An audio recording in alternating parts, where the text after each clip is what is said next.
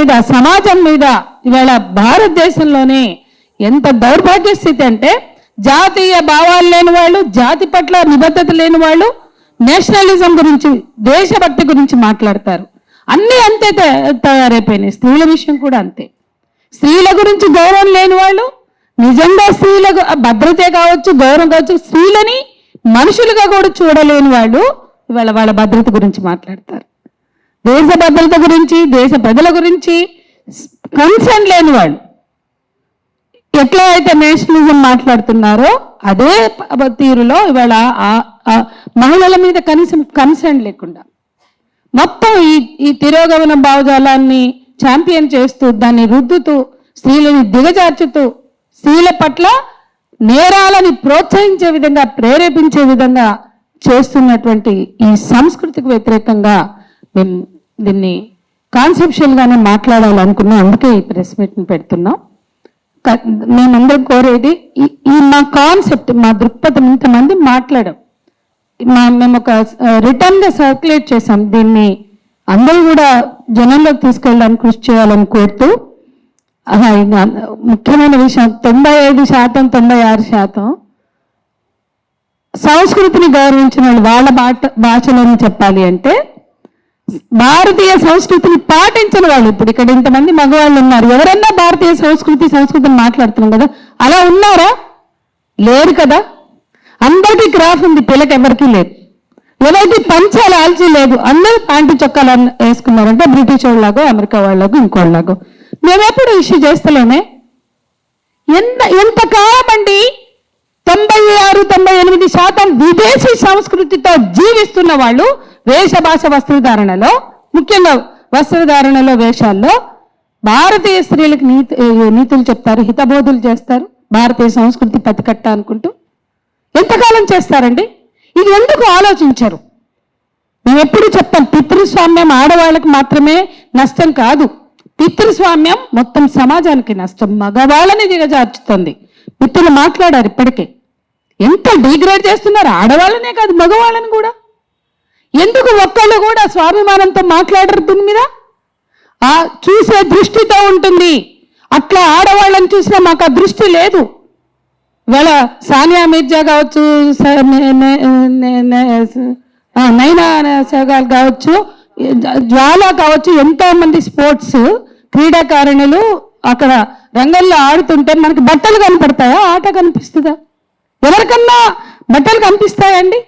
ఎందుకు బయట బట్టలు కనిపిస్తున్నాయి అంటే ఉన్నది బుర్రలో కదా, బూజు ఉన్నది, చెత్త ఉన్నది బుర్రలో కదా. ఇంకా ఎంతకాలం ఆ బూజుని పెట్టుకుని మాట్లాడతారు? ఆ బూజుని దులపడానికి ఈ ప్రెస్ మీట్ పెట్టాం మేము. మగవాళ్ళు కూడా స్వాభిమానంతో ఆలోచించాలా.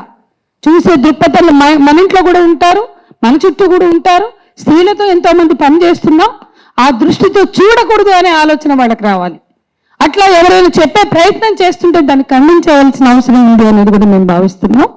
ఇక వస్త్రధారణ గురించి ఎంత చెత్త మాట్లాడుతున్నారు, ఎంత తక్కువ మాట్లాడాలి అని మేము పట్టించుకోవద్దు, ఇగ్నోర్ చేద్దాం అనుకుంటే తిరిగి మేము మాట్లాడవలసిన స్థితిలో ఎందుకున్నాము? ఇది మమ్మల్ని వేధిస్తున్న విషయం. ఎందుకంటే ఏజ్ ఓల్డ్ ఆర్గ్యుమెంట్ అండి. అరే బాబు, చూసే దృష్టిలో ఉంది, వేసుకునే బట్టల్లో కాదు. ఎంతకాలం బాధ్యుల్ని చేస్తారు? విక్టిమ్స్ని విక్టిమైజ్ చేయడం ఇది అత్యాచారాల విషయంలో. ఎంతకాలం అంటే ఒక ఆమె పెట్టింది ఈ చర్చని చూడలేక వినలేక బెంగళూరులో అత్యాచార బాధితుల వస్త్రాలని ఆమె డిస్ప్లే చేసింది.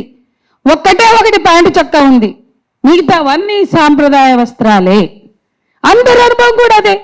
నిజంగానే ప్యాంటు చొక్కలు వేసుకున్నటువంటి వాళ్ళ మీద అవుతున్నాయా? ఎవరి మీద అవుతున్నాయి? తేజు చొక్కా చెప్పింది. కాన్ఫిడెన్స్ ఉంటుందో మరి వాళ్ళలో ఏం భయం కలిగిస్తుందో వాళ్ళకన్నా సాంప్రదాయ వస్త్రాలు ఉన్న వాళ్ళే ఎక్కువ మంది గురవుతున్నారు. అందరికి తెలిసిన విషయం. పసిపిల్లల నుంచి ముసలివాళ్ళ వరకు అవుతున్నారు.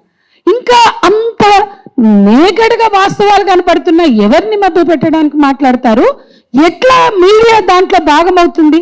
ఓ మీడియాకి చైతన్యం అవసరం లేదా? ప్రజల్ని చైతన్యపరచాల్సిన బాధ్యత లేదా? ఇంత చెత్త మీరు రకరకాల చెత్త గుమ్మరించడానికి మీకు టీఆర్పీ ఒక్కటే క్రైటీరియానా? సమాజం పట్ల బాధ్యత లేదా? ఏ సమాజంలో మన పిల్లలు పెరుగుతున్నారు, అమ్మాయిలైనా అబ్బాయిలైనా? ఏ సమాజంలో ఎంత క్రూరమైనటువంటి ఆలోచనలతో మనం పెంచుతున్నాం? ఇవన్నీ సమాజం మీద రుద్దుతున్నామంటే ఇక బట్టలు అంటారా, ఇవాళ మగవాళ్ళు కుటుంబాల్ని పోషించట్లా. 76% స్త్రీలే, స్త్రీ ఆధారిత కుటుంబాలు. వాళ్ళు సెక్యూరిటీ గార్డులుగా పనిచేస్తున్నారు. ఇప్పటి వరకు ఒక యాంగిల్లో వస్త్రధారణలో స్వేచ్ఛ గురించి మాట్లాడాం. ఇంకొక వాస్తవం కూడా ఉంది.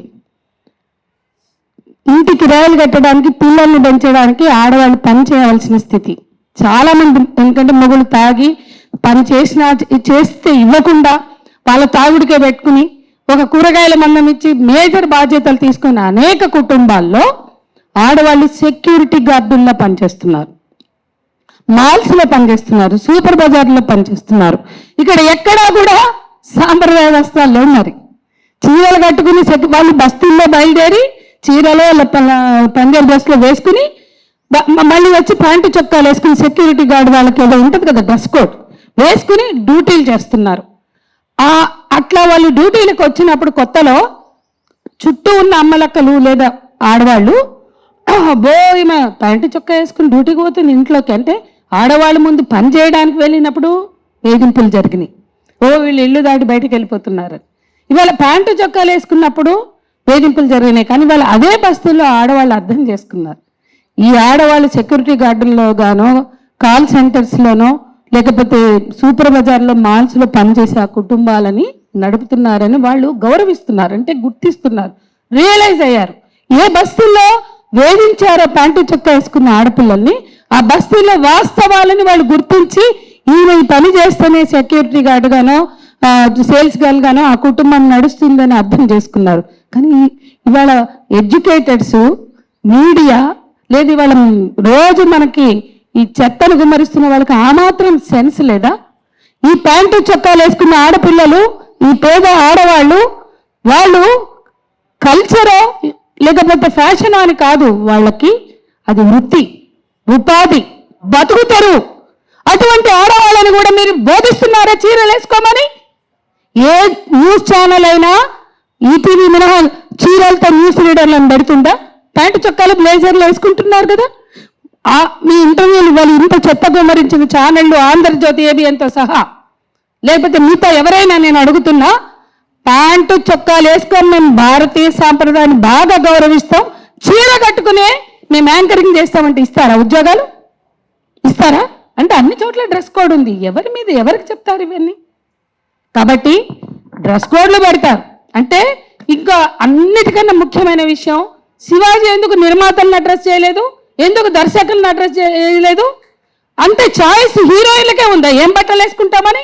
ఇదే సమంత, ఇదే కాజోలు, లేకపోతే నిధి అగర్వాల్, లేకపోతే ఎవరైనా కావచ్చు, రష్మిక మందన్న, మేము చీరలు కట్టుకోం, మేము లంగావణీలు వేసుకోమని ఎక్కడైనా రిజెక్ట్ చేసినట్టు, రిజిస్టర్ చేసినట్టు ఉందా చరిత్రలో, సినిమా హిస్టరీలో? అంటే ఆ పాత్ర పరంగా ఏది వేసుకోమంటే అది వేసుకుంటున్నారు. చీర అయితే చీర, లంగావణి, షల్వార్ కమీజ్ ఏదైనా. మరి ఈ బట్టలు నిర్ణయించేది ఎవరు? పాపం శివాజీ చెప్పాల్సింది నిర్మాతలకి, దర్శకులకి. ఇంకోటి ప్రేక్షకులు కూడా చెప్పాల్సింది, చీరలు వేసుకున్న సినిమాలు తప్ప మిగతా బట్టలు వేసుకున్న సినిమాలన్నీ రిజెక్ట్ చేయండి అని. అప్పుడు తెలిసేది ఆ సినిమా వాళ్ళకి తన్ని తగలేసేవారు. ఎందుకంటే ఈ సినిమాలన్నీ పోయినా మాకేం ఫరకపడదు, ఇవన్నీ మేము అంగీకరించే, మేము నచ్చే సినిమాలు కావు. మరి అది చెప్పుండాల్సింది ప్రేక్షకులకి. ఆడవాళ్ళకి ఎందుకు చెప్తున్నావు? ఈ సాంప్రదాయ భిన్నమైన దుస్తులు వేసుకున్న సినిమాలన్నీ రిజెక్ట్ చేద్దామని చెప్తే బాగుండేదేమో. నిజాయితీ ఉంటే అలా చేయాల్సింది. అది కూడా లేదు మీకు నిజాయితీ. నిజాయితీ ఉంటే నిర్మాతలకు, దర్శకులకు తెలుసు. సినిమా ఇండస్ట్రీ నుంచి వచ్చిన శివాజీకి తెలీదా ఈ కాస్ట్యూమ్ డిజైనర్స్ ఎవరు? ఆ కాస్ట్యూమ్ డిజైనర్స్ ఎవరి బ్రెయిన్ సెల్స్, ఎవరి బుర్రల ప్రకారం, ఎవరి ఆలోచనల ప్రకారం బట్టలు వేస్తారు? ఖచ్చితంగా నిర్మాతలు అవుతారు, దర్శకులు అవుతారు, లేదంటే హీరోలు అవుతారు. కొన్నిసార్లు బహుశా ఈ హీరోలందరూ ఎక్కడైనా స్టాండ్ తీసుకున్నారా? ఇట్లా బట్టలు వేసుకుంటే మేము డాన్స్ లేవం పక్కనని, వీళ్ళు ఇట్లాంటి బట్టలు వేసుకుంటే మాకు బిలో డిగ్నిటీ అని ఎవడన్నా తెలుగు ఇండస్ట్రీలో స్టాండ్ తీసుకున్నాడా? ఎవరికి చెప్తారండి ఈ కథలన్నీ? ఎవరికి బోధనలు? అన్నిటికన్నా మించి తెలుగు ఇండస్ట్రీలో ఒక్క నేచర్ అట, ప్రకృతి అట, ఇందాకే చెప్పినట్టు ప్రకృతి విధ్వంసంలో స్టాండ్ తీసుకున్న నిజమైన హీరో లేడు. సమాజంలో జరిగే ఇన్ని రకాల అన్యాయాల మీద స్టాండ్ తీసుకున్న హీరో మగవాడే లేడు. ఎవరికి చెప్తారండి ఆడవాళ్ళకి ఈ స్టోరీలు? ఎవరికి చెప్తారండి బోధనలు? ఎవరన్నా ఉన్నాడా? ఇవాళ కేసులు పెట్టిన, దాడులు చేసిన, దిశ ఎన్కౌంటర్తో సహా దమ్ముతో ఫైట్ చేస్తున్న ఆడవాళ్ళం మేమంతా ఇక్కడ ఉన్నాం. ఏ సమస్య మీదైనా ఎన్కౌంటర్ తప్పనన్న మాట్లాడగలిగిన మొనగాడు ఈ తెలుగు నేల మీద ఉన్నాడా? ఎవరికి చెప్తారండి? ఎవరికి చెప్తారు ఈ నీతులు? మేము సైలెంట్గా అసహ్యం పుట్టి చీదర పుట్టి చెత్తలోకి వద్దులే అనుకున్నాం. ఆగట్లేదు కాబట్టి వాళ్ళు వచ్చి దీన్ని ఫుల్ స్టాప్ పెట్టాలని మాట్లాడుతున్నాం. ఇప్పటికైనా సెన్స్ ఉన్నవాళ్ళు, బుద్ధి ఉన్నవాళ్ళు ఆలోచించి మాట్లాడాలి, ఆలోచించి చేయాలి. దశాబ్దాల పోరాటాలతో సాధించుకున్న హక్కులు ఇవి, దశాబ్దాల పోరాటాలతో సాధించుకున్న చైతన్యం. దీనిని ఆఫ్టర్ ఆల్ ఒక యూట్యూబ్ ఛానల్ పెట్టుకుంటేనో, లేకపోతే ఇంకో ఛానల్ పెట్టుకుంటేనో, ఒక శాటిలైట్ ఛానల్ పెట్టుకుంటేనో మీకు ఉన్నది అనుకుంటున్నారే, అది తప్పు. సమాజం సాధించినటువంటి విజయాలు అవి, పోరాడి సాధించిన విజయాలు. చాలా నిర్దిష్టమైనటువంటి పోరాటాలు, నిర్దిష్టమైన డిమాండ్లతో మహిళా ఉద్యమాలు సాధించినటువంటి చట్టాలు, పోరాటాలు, వాటిని గౌరవించండి. ఎందుకంటే మీరు కూడా భారతీయ పౌరులే. భారత రాజ్యాంగాన్నైనా చట్టాలనైనా గౌరవించవలసిన ప్రతి వాళ్ళు కూడా గౌరవించాలి. అట్లాగే ఈ మగవాళ్ళ డిగ్రేడేషన్ మీద ఆల్రెడీ అందరం మాట్లాడాం. ఇంకా రెండో విషయాలు నేను మాట్లాడాలనుకుంటున్నాను. ఇవాళ సినిమాలన్నీ కూడా హీరో వర్షిప్ సినిమాలే, హీరో ఓరియంటెడ్ సినిమాలే. స్త్రీల జీవితాలకు సంబంధించి రేపుని కానీ, లైంగిక వేధింపులు కానీ, అత్యాచారాలు, అట్లా అన్ని లైంగిక దాడుల్ని ప్రేరేపిస్తూ సినిమాగా చూపించి మీకేం నైతికత ఉందని ఇవన్నీ మాట్లాడుతున్నారు. ఎక్కడన్నా స్టాచ్యుటరీ వార్నింగ్లు లైంగిక వేధింపుల నుంచి అత్యాచారం వరకు చూస్తున్నామా? అతి వేగానికి హెచ్చరిక ఉంటుంది, మద్యపానానికి హెచ్చరిక ఉంటుంది. మరి స్త్రీల మీద డొమెస్టిక్ వైలెన్స్, అమ్మాయి ప్రేమించి వెళ్ళిపోతే తండ్రి తల్లి చెంప మీద చెల్లుమని కొడతాడు. అక్కడ డొమెస్టిక్ వైలెన్స్ అని స్టాచ్యుటరీ వార్నింగ్ వస్తుందా? అంటే ఉదాహరణకి ఇట్లా చాలా ఉన్నాయి మాట్లాడాలంటే. రేప్ సీన్ వస్తుంది, అక్కడ స్టాచ్యుటరీ వార్నింగ్ ఉంది. అవన్నీ చట్టాలు నిర్ధారించే నేరాలుగా. మద్యం అమ్మేవాళ్ళు అది హెచ్చరిక చేసుకుంటారు, మద్యం లైసెన్సులు ఇచ్చి అమ్మేవాళ్ళే అది నేరం అని చెప్తారు. సిగరెట్లు అమ్మేవాళ్ళే ధూమపానం నేరం అని చెప్తారు. మరి ఇది నేరం అని చెప్పే సంస్కృతి కూడా లేని చోట మాట్లాడుకుంటున్నాం. ఎంత బాధాకరం. ఈ సినిమా తయారీలో ఏ జంతువుల్ని, పక్షుల్ని హింసించలేదని ఒకటి ఇచ్చుకుంటారు డిక్లరేషన్. ఆడవాళ్ళని కూడా హింసించలేదు, వివక్షకి చూపించలేదు అని డిక్లరేషన్ ఇవ్వాల్సిన అవసరం ఉంది. ఈ సమాజానికి వీళ్ళకున్న బూజుని వదిలించాలంటే ముందు అది పెట్టండి. చట్ట విరుద్ధంగా మహిళలని, పిల్లలని, ఏ మనుషుల్ని కూడా హ్యూమిలియేట్ చేయలేదు, హింసించలేదు, వివక్షకి గురి చేయలేదు అనే డిక్లరేషన్ కూడా కావాలి. పిట్టలకి జంతువులకి పెట్టారుగా, ఏ మనుషులకు పెట్టరా? ఆడవాళ్ళకి పిల్లలకి పెట్టరా? ఖచ్చితంగా ఆ డిక్లరేషన్స్ ఉండాలి అనేది కూడా మేము కోరుతున్నాం. అట్లాగే ఇవాళ డిమాండ్స్ సజయ్ ఇంతకుముందు చెప్పారు. మా జేఏసీ నుంచి నిధి అగర్వాల్ మీద దాడి చేసిన వాళ్ళ నుంచి అనసూయ మీద వాళ్ళ వ్యక్తిగత జీవితాలు, వాళ్ళ ఫ్యామిలీ ఫంక్షన్ల ఫోటోలు ఎవరిచ్చిండండి వీళ్ళకి అధికారం? అంటే వాళ్ళకి ఎవరికి, ఒక యాంకర్ అయితే, ఒక సినీ యాక్టర్ అయితే వాళ్ళకి వ్యక్తిగత జీవితాలు ఉండవు, ఏమీ ఉండవా? వాళ్ళని మొత్తం సెలబ్రిటీల జీవితాలను తెచ్చి బజార్లో పెట్టాడైనా. వాళ్ళు పెళ్ళిళ్ళు చేసుకుంటే భద్రాద్రి సీతారాముల కళ్యాణం ఒక రోజుతో ముగుస్తుంది, అది లోక కళ్యాణం అంటారు. వీళ్ళు పెళ్ళిళ్ళు చేసుకుంటే వారాలు వారాలు వారాలు చూడాలి, అక్కడికి అదే లోక కళ్యాణం అయినట్టు. ఎవరి మీద పెడతారండి? వాళ్ళ కడుపులు వస్తే, వాళ్ళకి విడాకులు అయితే, వాళ్ళు మళ్ళీ పెళ్ళిళ్ళు చేసుకుంటే అన్ని ఇవన్నీ ప్రజల సమస్యలా? ఎందుకు మీడియా అంటే వీళ్ళు ప్రజల బలహీనతను రెచ్చగొట్టడానికి అలవాటు పడి, సొమ్ము చేసుకోవడానికి అలవాటు పడి చూపిస్తున్న ఈ చెత్తకి గురవద్దు సమాజం. దీని నుంచి బయటకు రావాల్సిన అవసరం ఉంది అనేది కూడా మేము చెప్పదలుచుకున్నా. వాళ్ళందరినీ అరెస్ట్ చేయాలి. నేరస్తులుగా ఉండి అనసూయ మీద దాడికి గురైన సంధ్యారెడ్డి నుంచి మొదలు పెడితే ఏం మాట్లాడుతుందండి? కాంగ్రెస్, ఈ రాష్ట్రాన్ని కాంగ్రెస్ పరిపాలిస్తుంది. మీ సత్తాతో, మీ సొంత తెలివితేటలతోటే మీరు అధికారంలోకి రాలేదు. గత పాలకులకు వ్యతిరేకంగా పోరాడిన దాంట్లో మా జాక్ ఉంది. మేమందరం అన్ని సంఘాలుగా ఉన్నాం. ఎన్నో పోరాటాలతో వచ్చినటువంటి కాంగ్రెస్ పార్టీ సగభాగమైన మహిళల ఆత్మగౌరవం పట్ల ఎందుకు పట్టించుకోదండి? ఎందుకు ఆలోచించదు? నేను ఇంకో ప్రశ్న ఇస్తున్నా. ఈ సినిమా వాళ్ళ నుంచి ఈ ప్రభుత్వం వరకు ఆడవాళ్ళ బట్టల మీద గంతగనం గౌరవం ఉంటే మిస్ వరల్డ్ పోటీలను ఎందుకు అడ్డుకోలేదు? ఎందుకు మిస్ వరల్డ్ పోటీలను మేము అడ్డుకున్నాం? ఎస్, మేము ఎప్పుడు కూడా ఈ ఈతబోతలు చేయలే. ఆడవాళ్ళ బట్టలే కావచ్చు, మిగతా అనేక అంశాల్లో ప్రగతిశీల శక్తులుగా ఉన్నాం మేము. స్త్రీల ఆత్మగౌరవాన్ని చాయిస్ ఆఫ్ సెలక్షన్ కానీ గౌరవిస్తాం మేము. మరి మిస్ వరల్డ్ అనేది ఎందుకు? ఒక్క ఆర్ఎస్ఎస్, ఒక్క బీజేపీ, ఒక్క విహెచ్పి, ఒక్క బజరంగ్ దళ్ మిస్ వరల్డ్ని వ్యతిరేకించలేదు, కనీసం ఖండన కూడా చేయలేదు. ఇది ఆలోచించాలి. కాంగ్రెస్ నిర్వహించింది. కాంగ్రెస్ పార్టీ ఇంతగానం చించుకుంటుంది. ఈ అక్కలు వీళ్ళు ఎందుకు మాట్లాడలేదు? మిస్ వరల్డ్ మాకు అవసరం లేదు, మాకు సంస్కృతి ఉంది, మాకు ఇవాళ మేము చెప్తున్నాం మనకు సంస్కృతి ఉంది, అన్నీ ఉన్నాయి, మనకు ఆ మిస్ వరల్డ్తో పనే లేదు. ఎందుకు? మేము అరెస్ట్ అయ్యాం, దెబ్బలు తిన్నాం, కేసులు పెట్టారు. లగచర్లని పోతే కేసులు పెడతారు, మిస్ వరల్డ్ అని పోతే కేసులు పెడతారు. అది పక్కకు పెడతాం. కానీ ఈరోజు మనం అందరం కూడా గుర్తుపెట్టుకోవాల్సిన విషయం, ఎక్కడైనా ప్రపంచంలో మతం పెట్టుబడిదారి విధానం కాంట్రడిక్ట్ కావు. సామ్రాజ్యవాదం కానీ పెట్టుబడిదారి విధానం కానీ ఈ దేశంలో ఈ బట్టలు కానీ ఈ వస్తువులు కానీ మార్కెట్ని ప్రశ్నించారు, మార్కెట్ శక్తుల్ని ప్రశ్నించారు, మార్కెట్ దోపిడీని అంటే పెట్టుబడిదారి దోపిడీని ప్రశ్నించారు, వ్యక్తులని బాధ్యులు చేస్తారు. ఎంత చిల్లర విషయం అండి! వ్యవస్థని ప్రశ్నించాలి.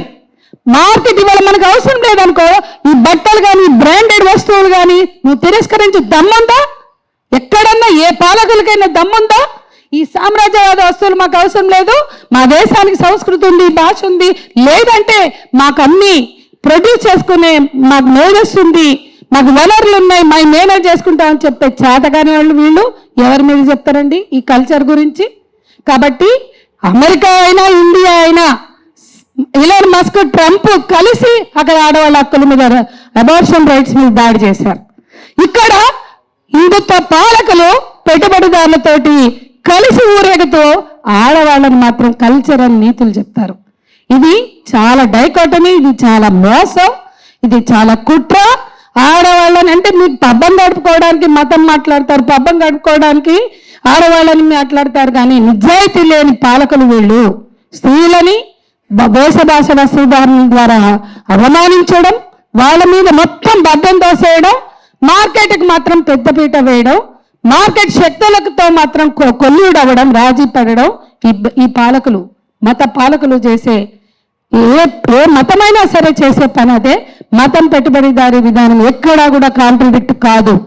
రాజీ పడిన చరిత్ర కనిపిస్తుంది తప్ప వాళ్ళు ఎక్కడా కూడా ఈ దేశ సార్వభౌమాధికారి కోసం, ఈ దేశ మూలవాసుల హక్కుల కోసం పోరాడిన చరిత్ర లేదు. ఇక్కడ కూడా అదే జరుగుతుంది. చివరికి ఇంకో విషయం చెప్తా. ఇవాళ ఆదివాసీలు మనం ఏజెన్సీ ప్రాంతాల్లో రకరకాల ట్రైబ్స్ దగ్గరికి వెళ్తే వాళ్ళు జాకెట్లు కూడా వేసుకుని ప్రాంతాలు ఉన్నాయి. మేము చూసాం, మేము వెళ్ళాం. అక్కడెక్కడ ఈ చూపులు లేవే, ఈ వెంటాడే చూపులు, ఈ హీనపరిచే చూపులు, ఈ దిగజార్చే చూపులు లేవు. అంటే చదువు నాగరికత సభ్యత అని చెప్పుకునే చోట ఇంత చెత్త ఉంది. కానీ పూర్తిగా మేము కళింగనగర్ ఘటన జరిగితే ఒరిస్సా భువనేశ్వర్ దగ్గర ఉన్న కళింగనగర్ దగ్గరికి వెళ్ళాం. 3 రోజులు ఆ ప్రాంతంలో తిరిగితే స్నానం చేద్దామంటే మాకు బాత్రూమ్లు దొరకలేదు. అంటే వాళ్ళు ఓపెన్గా చేస్తారు. మనకు అలవాట్లేక మేము చాలా ఇబ్బంది పడ్డాం. అంటే బాత్రూములు కూడా లేని ప్రాంతాలు ఇంకా ఉన్నాయి. ఓపెన్గా స్నానాలు చేస్తారు, ఓపెన్గా బ్లౌజులు లేకుండా తిరుగుతారు. అది వాళ్ళ సంస్కృతి. అక్కడ నిజంగా లైంగిక వేధింపులకి వాళ్ళు గురవలేదు, అత్యాచారాలు గురవలేదు. ఈశాన్య ప్రాంతాల్లో కూడా చూస్తే మనకు అదే కనిపిస్తుంది. కానీ ఈశాన్య ప్రాంతాల్లో మిలిటరీ వెళ్ళాక అత్యాచారాలు జరిగితే భరించలేక వాళ్ళు తమను తాను మ్యూట్ చేసుకుని నగ్నంగా నిలబడి ఎన్ని రోజులు చేస్తారు అబ్బాయి చేసుకోండి అని నిరసనగా నిలబడ్డారు. ఆదివాసీ ప్రాంతాల్లో అత్యాచారాలు మైదాన ప్రాంతాల వాళ్ళు పోయి చేశారు.